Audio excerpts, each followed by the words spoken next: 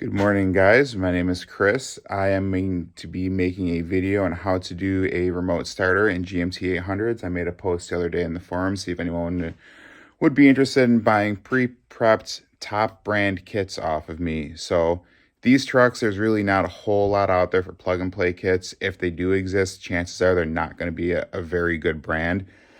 So this kit in this video will be geared towards people that want top brand parts in their GMT800 truck. And I'm going to show you guys how easy these kits can be when all the headache is removed. The unit being pre-prepped, pre-flashed, only dealers can do.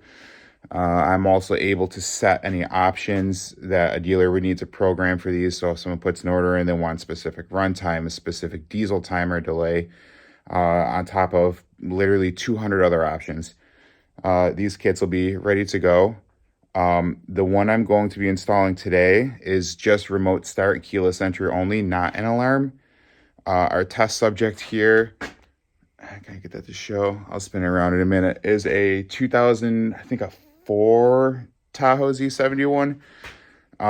This video is going to apply to 2003 to 2007 Classic. It does not cover older than 2003. I'll have to make a separate video. Those trucks are a little more complicated, so I figure we'll start with the easy one. As I'm going through and just doing the basic remote starter features, I will be pointing out what will need to be done if you opt to go with an alarm kit.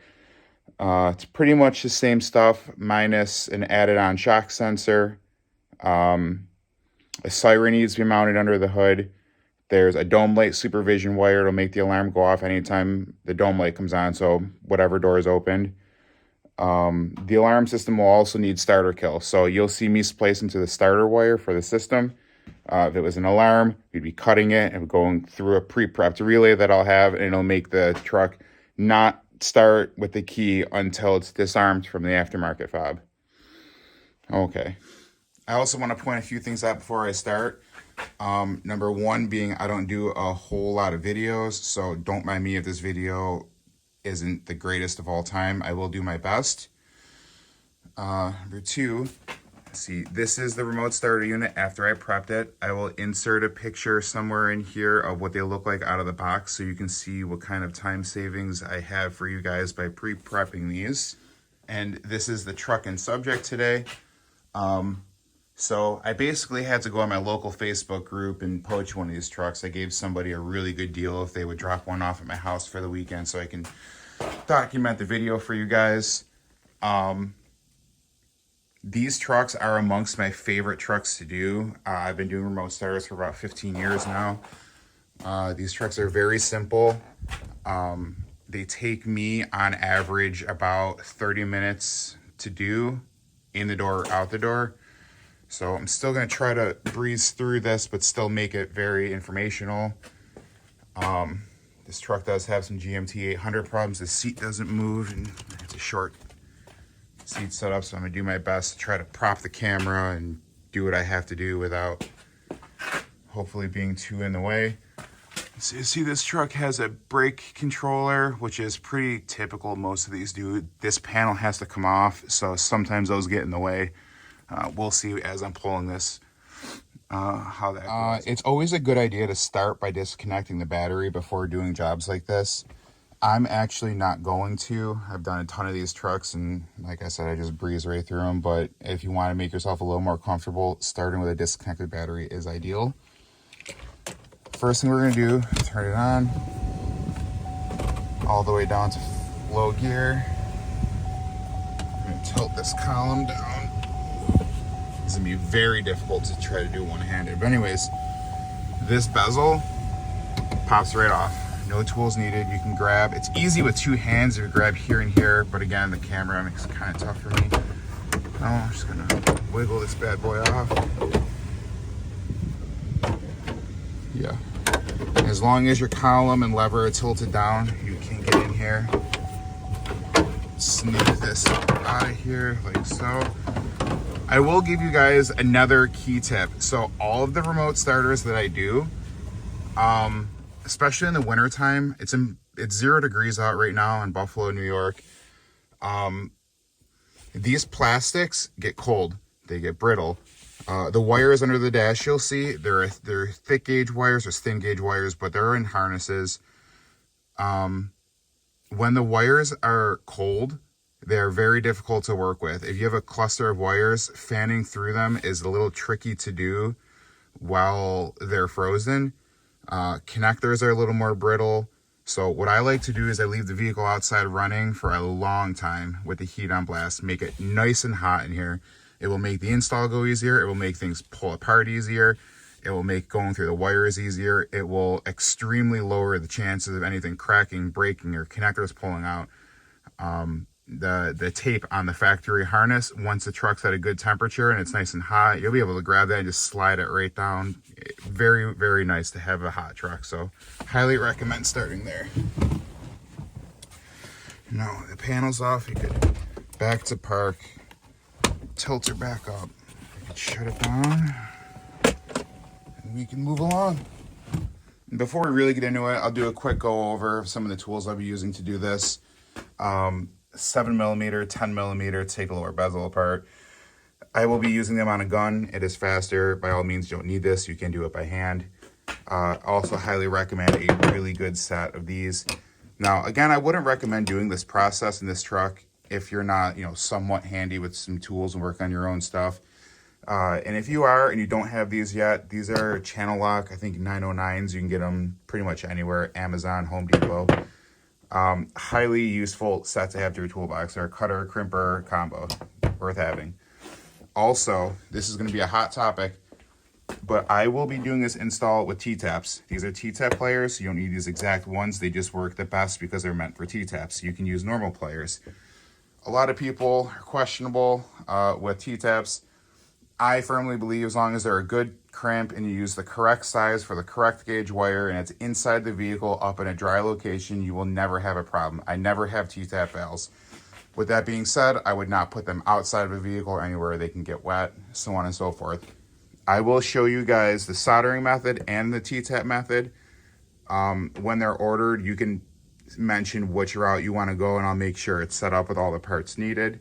But that will be up to you guys to figure out which route you want to do. Like I said, I will be using T-taps on this. Okay, so back to the truck. Like I said, this is going to be very difficult to do with a seat that does not move back further than this, but it is what it is. So we're going to start. I'm going to try to prop the camera under here. You'll see a 7mm, and then down there you'll see another 7mm. So let me leave that. Let me get my gun. One 7mm. And then 2 7mm, and keep these screws together. Okay, so once those 2 screws are out, I can pull the end off this dash here. Again, I'm trying to be careful, even though I did let the truck run, it is 0 degrees in Buffalo. Once those 2 7s are out, this panel pulls right back. Let's see if I can get my one hand. And on that side, she just drops down. Okay, so as I'm playing around with my camera, I'm gonna find this extremely difficult to find good places to prop this thing for you guys. But until I get to that point, we'll keep moving. This metal bowl here has 4 10mm bolts. You drop those and you can pull this panel out of here. Let me see if I can show that. All right, this position should help for this. So real quick, we're gonna buzz out these 4 10s. Very surprising this truck doesn't already have remote starter. A lot of these old vehicles that come in, they typically have some nonsense in them already. 1, 2, keep them all together.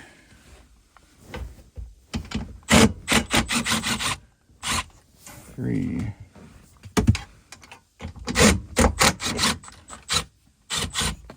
4, and this panel can come right out of here. Okay, so we're back to our 7mm. There's a 7mm on the back side here.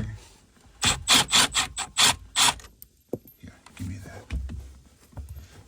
And then there's only one clip. That one just slides in there. So we'll need to be in this wiring. Okay, hopefully it's not too loud. I did turn the heater back on for a few minutes because it is nasty out. So I peeled the factory tape back off my OBD port, so that'll be good for us. And also, let me see if I can tilt up in here. If if you follow your brake pedal arm, it's hard to get on camera, but underneath here at the brake pedal, there is a switch. Looks like that. There's a thick white in there and orange. And this is at the top of the brake pedal arm. So that's the brake pedal. Follow up the arm connector right there at the top. That is responsible for the brake pedal, the lights. So the remote starter does need to see the lights for the brake lights. Okay, moving on. So like I said, I'm going to be using T-taps here. So I'm going to gather all of the connectors I'll need to do this truck. If you purchase this kit, I will send these connectors if you wish. If you choose the soldering method, you won't need these. Technically, yes, soldering is the best way to do this. But I'll be honest, if you do enough of the vehicle's remote starters, it's not that easy to just solder every connection in some of these tight to get to spots. So I'll give you an example of what soldering them would look like, but the rest of the connections in this vehicle, I am going to be using T-taps, like I said. So I'm going to grab my T-tap pliers, some of these, and let's get at it. All right, so I'm going to start down here at the OBD port. The first wire we're going to tap is going to be our ground wire for the whole system. Now you can ground to sheet metal like most people do. This right here is pro tip. Any installer will tell you there's the least amount of resistance here. Grounding at the OBD port is an awesome method of grounding electronic, low current electronic devices. So we're gonna load our T-taps in. If you don't know how these work, they clip onto the wire. These jaws pierce the wire, then you can plug your splicing wire into the backside. It makes a nice quick removable connection. So when you put these on, let me clear this message on my phone. You just want to make sure the wire is in between the jaws. It is possible for people to put these on like that and miss the jaws. So you want to make sure, let's see, squeeze. You want to make sure the wire is within the jaws inside the T-tap. So that's that. Okay, next wire we're going to get into, I just showed you how T-taps work. I'll show you how it would look like if you were to solder this whole thing in, and you'll see why not too many people like doing it if it's not that necessary. So this purple wire on this truck is your data wire. It is responsible for locking and unlocking your doors via data, arming and disarming your factory alarm through data. It will read engine tachometer through data. If you're doing an alarm system, it'll tell the remote starter when the door is open to make sure the alarm goes off when it should. It also handles the immobilizer override in these trucks. So this one wire is pretty important. We're going to strip this back a little bit. Yeah, I'm going to fire up the old Milwaukee. Yeah, let her get nice and hot. I start by routing these wires. I do all these trucks in like a similar fashion. I like to stash my remote starter when I'm done right in this area. So the wires that are going to drop down to your OBD port are going to be these two. It's a black and an orange. So I'll pass them through here, pull them down without touching my hot soldering iron, of course. T-tap, ground. Plugged in, make sure the spade terminal inside is in the middle and plugs in. It's also possible for these to bend out of the way and not plug in. They'll miss entirely. Thankfully they're clear so you can see through. And then for our soldering route, this wire here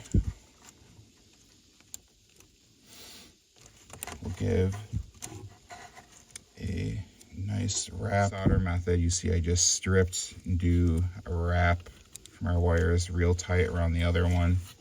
Let me get this last little straggler wrapped around. And grab us some solder.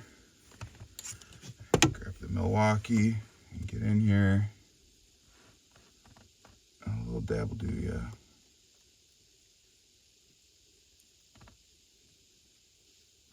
Okay, and that is a nice permanent connection there. And grab a little bit of tape. Having electrical tape handy if you're gonna solder, on top of a soldering iron and solder itself, pretty ideal if you wanted to go with the soldering route.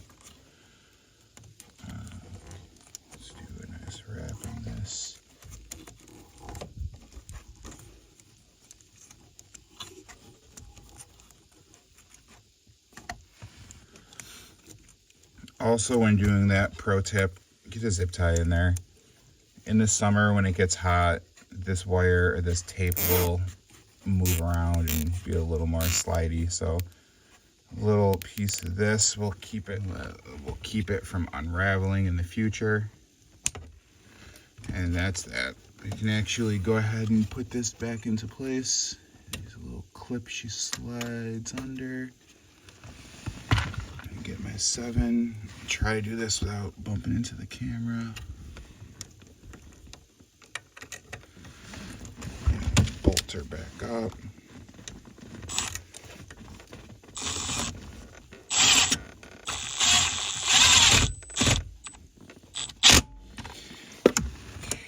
There she is.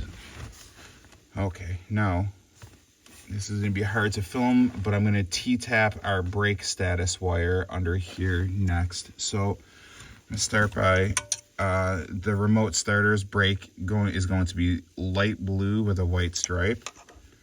So I'm going to feed this back through here, pull it down behind.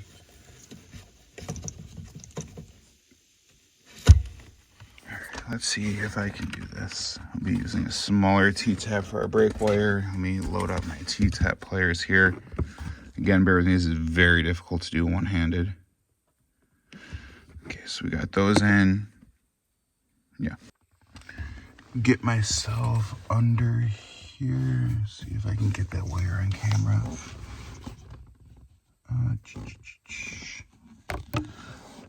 Oh yeah, okay, there we go. So we're going to try to tap us this white wire. So under here, up in there, right there, you could see my tap on my white wire. And I have our light blue and white stripe wire coming down from under the dash. We're going to plug that in. Sorry about this part. This is nearly impossible to film and do one-handed. So I have my T-tapped wire back here plugged in. Again, that's the white wire, only white wire in this connector at the top of the brake pedal switch. And then those are the hard connections, really, and they're not even hard. You're just laying on your back and they're in a semi-weird spot. The rest will be up in here, nice and easy. Okay, so I'm trying here. This is very difficult to do one-handed. Our next connections are going to be under the column in this main harness and some of this little harness here crossing over from the side. Basically, we're going to want to put our yellow T-tap or solder on this thick white and thick orange. Right there and right there. I'm going to peel some of this tape back. This is why I said vehicles, it's nice when everything's hot, because this tape would just slide right out of the way if she was still warm. Be very careful not to nick any other wires.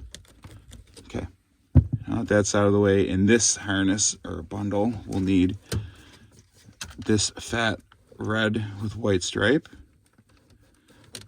this thick yellow, and this thick pink.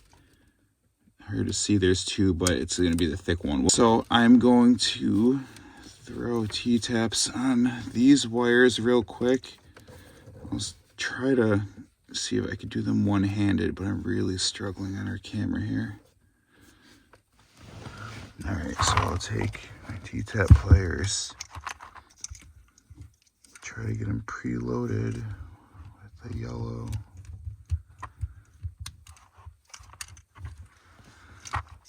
And come back up in here and make sure it's centered on the wire and then locked. Okay, another one.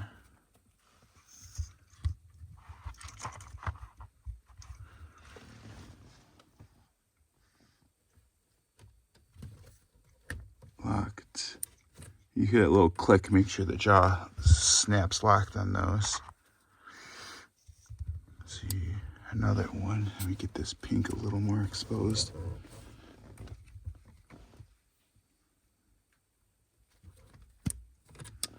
And then up in here, like I said, we got a white and an orange. Let's preload another one.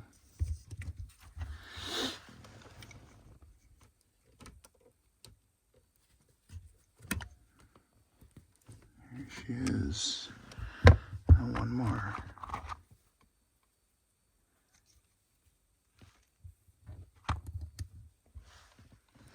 Make sure this orange is a little more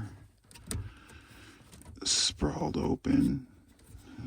Get a connector. Whoop, dropped her.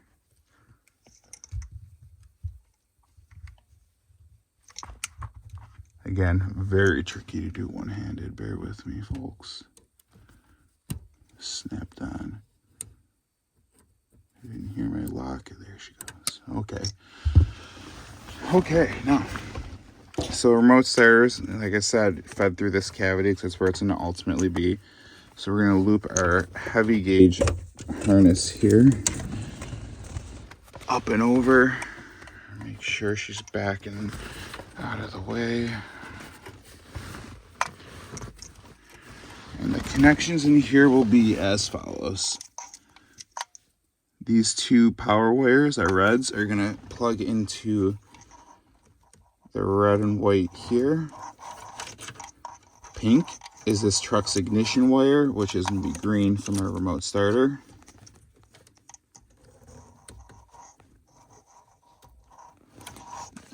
Yellow is going to be a starter wire on both the truck and remote starter end.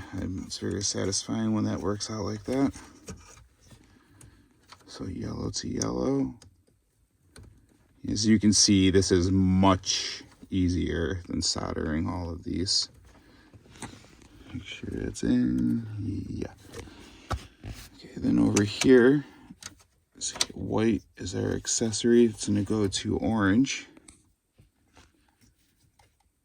It's over there.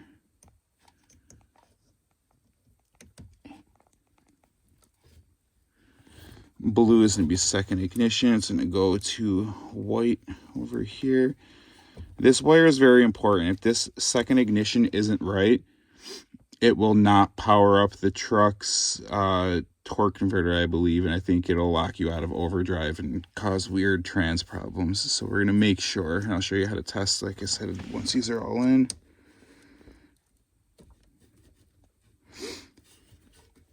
Okay, very good. Okay, so those are all made. Our last two connections will be made. Let's see, try to get these out of the way a little bit. A little bit lower here in our BCM connectors. I'm going to be looking for parking lights and horn down here. Let me get my pick, which is also a very handy tool to have. Try to have one of these handy. And this brown connector, top row, second wire, hard to get one-handed. It's going to be that gray-black. Have to use the pick and peel some of this tape back a little bit. Also a lot easier to do while the truck's already warm. You want to be careful when doing it this way to not pull too hard and yank pins out of the connector. So just be very careful and just slowly work that tape down. And then can I get that wire?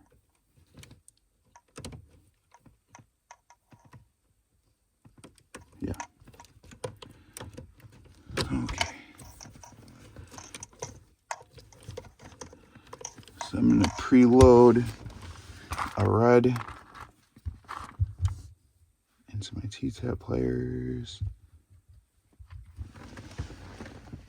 and try to get in here the best I can.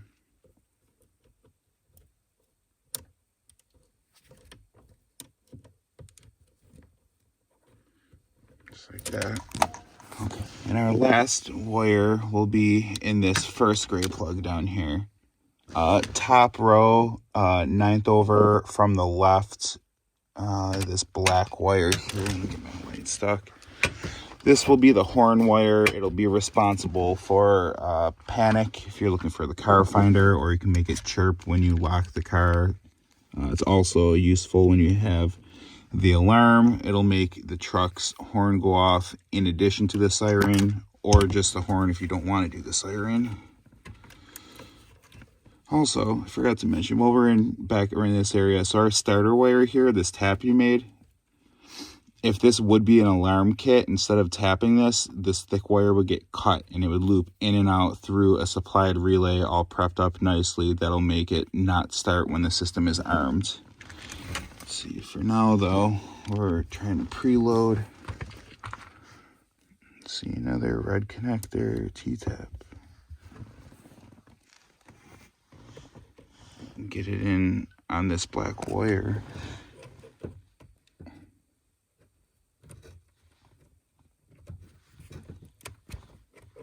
Yeah, just like that. And our last two wires go there. So our green with white stripe here, this little guy, is going to be our parking light wire. So we're going to plug that into our gray and black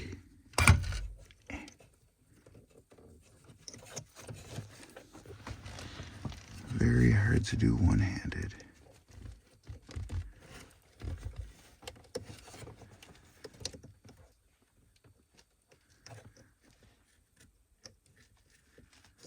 Okay, sorry about that. This was a very tough one to do. So our green and white parking light wire is going to go to the middle connectors, gray, black stripe, that's parking lights. And the solid white is for horn. It's going to go to that black one we tap in that left connector. And that is it. We can program this thing up and start testing it out. Okay, so once all these connections are made, we're going to go ahead and program our system. Basically, this little cartridge here is going to learn the vehicle's data system. The little LED light in here, we're going to put the key in and turn to the run position. Now this should go red while learning and then blue when complete. So ignition on, red, blue, complete, out. Okay, we're good. Okay, next step here, I just grabbed my fobs and antenna. I'm going to plug the antenna in. The blue end of the antenna goes into the blue antenna port on the system. Let's see.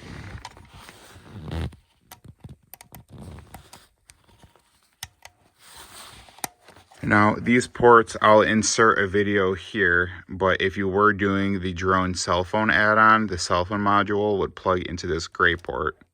Want to start your vehicle from the comfort of your own bed? With the Drone mobile app, you can start, lock, and unlock your vehicle from anywhere.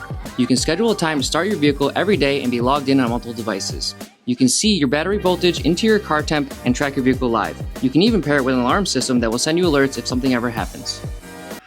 Okay, now that the remotes are plugged in, the next thing we're going to do is going to be programming TAC. So TAC is the method of the remote starter knowing exactly how long to crank the motor for to not overgrind it, which this vehicle in particular has anti-grind, so that's not a thing. And it also basically just lets the vehicle or the remote starter know if the vehicle's running. So without TAC, it works. It's just not reliable. What'll happen is it might not crank long enough on some cold days, or some trucks need a longer crank time. So what's going to happen is we're going to teach it that. We're going to start by starting the truck, letting it run.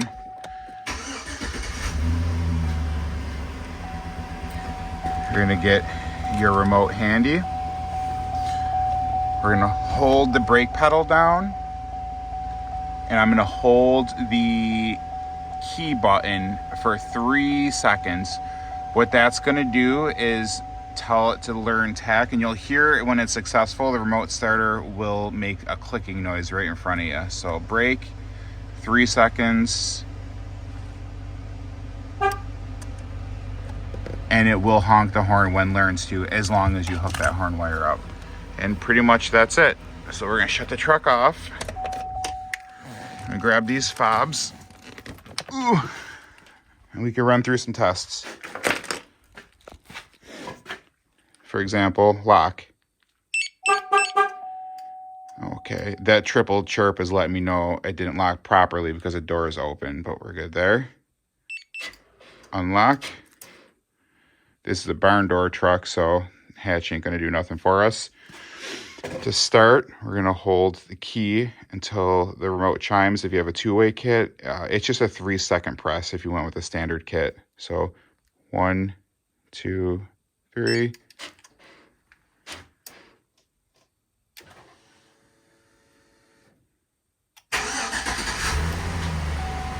And that's it, she's running. If you have a two-way remote at this point, it'll let you know the truck started. And that's it. We're gonna make sure our brake wire works by seeing if it shuts down when we hit brake. And it does. So it will not program tach if your brake pedal wire is not right underneath at that connector. It also won't shut down when you hit the brake pedal like it's supposed to if that's not right. So now I can just reverse process, put everything back together here. Okay, before we put it all back together, we're gonna make sure our remote starter is in its final resting place here. So like I said, I like using this little cavity. It's very nice, pressure fit.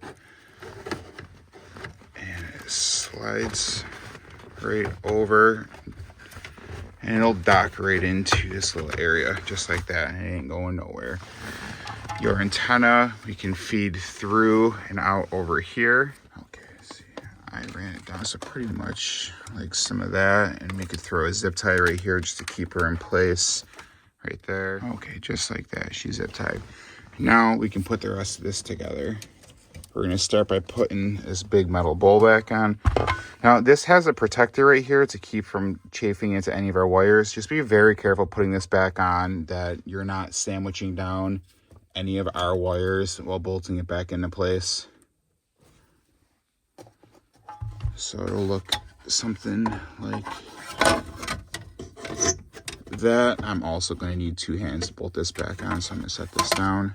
Okay, this panel's bolted back down. You see the plastic on this is protecting our wires. Up top, we make sure our wires are alongside the factory ones and don't get sandwiched in there. If you sandwich them in there, you're going to have a bad time. So just be very careful for that. And then I'm going to set this down one more time and go grab my lower bezel that goes here, and we'll get that back on. Okay, this panel has pretty much a clip here and here. It just slides back on. A lot of times I see these clips like to get stuck in these holes and pulling it off. If it does, you can pick them back out and press them back on here. Don't know if I can one-hand this, but Lord, I'm going to try. So some alignment holes right there and right there. And then, yeah, just like that. So we can come back down here with our 7mm. Gonna get our 7mm back in here.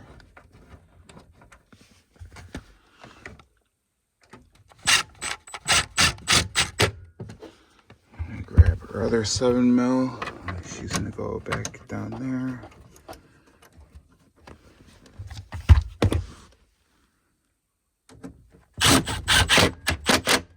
Okay, so there's that. At this point, I'm gonna go ahead and get my tools out of the car. Man, it is freezing today. Okay, at this point, we're gonna get our upper bezel back on now. Again, this is gonna be probably even harder for me to do one-handed, but it'll be key on. Shifter all the way down, steering column all the way down. Grab her and bezel her back on here a little bit. Make sure you're behind your park lever over there. You might need a little bit of guidance to get that back in. There's a bunch of alignment tabs on this. They go into these holes, so we make sure she's all lined up. Okay, and I had to put you down and clip her back on, but there she is. With this panel, usually the only thing I see is this little clip back in here. This one likes to not sit properly in there, so just make sure it's in there properly if you want your bezel to sit where it's supposed to real nice. Next step, one of my least favorite on these trucks, is mounting the antenna. And the reason why I say least favorite is because if you've had these trucks before, you know how the headliner is on these trucks. So if you have like a perfect truck and the headliner is nice and you want to keep it perfect, you can stick the antenna pretty much anywhere, run it up the A-pillar anywhere you want. This truck, I'll probably stick the antenna on the glass because I'm not trying to make this any worse than it already is. So we're going to take our antenna that we pulled and I'm going to start running it up through here. I'm going to grab this A-pillar and just pull it off. It just pulls straight off just so I can get into the glass in this area real quick and see if I can pull it one-handed.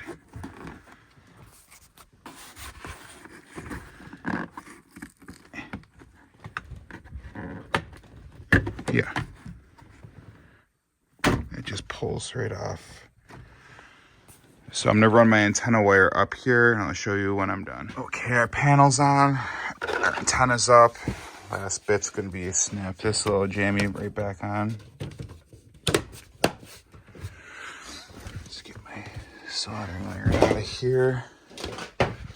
And that's it. At this point, I can pull the rest of my stuff out, my light out. I'm gonna arm the truck with the fob and make sure the alarm doesn't go off when we set it off, and just do one final test on it. Okay, our final little run through here. So this is, like I said, the two-way remote. This is the remote that chimes back when you send a command. So when you hear commands, that's this remote specialty. If you bought a basic one, it won't make any noises back. So anyways, lock. Remote chiming means the vehicle's in range and receive the command. Same with unlock. To start, we hold for 3 seconds here until remote chimes for us in a two-way.